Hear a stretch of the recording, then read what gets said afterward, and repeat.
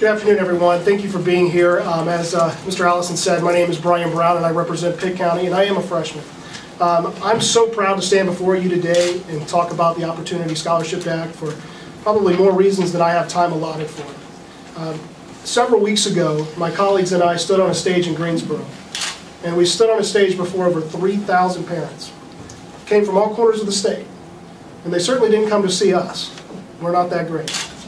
They came to give us positive reinforcement of how important this piece of legislation is to them, how important it is for them to be able to provide their children opportunities they never even thought possible before.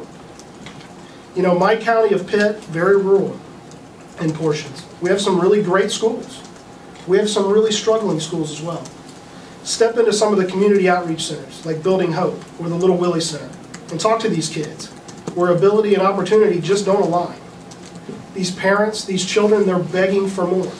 And sometimes it's not just about academics. Sometimes it's about a new environment, an environment that can make them excited again, that can intrigue them, that can help them grow.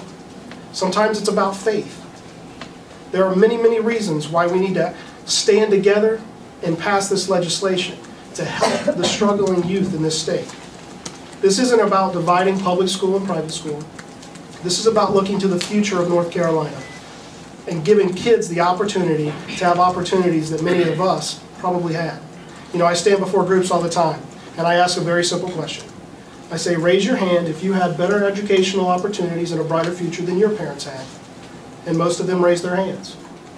And then I say, raise your hand if you feel as though your children will have better educational opportunities and a brighter future than what you have. And inevitably, those hands stay down. That's what we're here for today, ladies and gentlemen, to provide a brighter future for the kids here in North Carolina.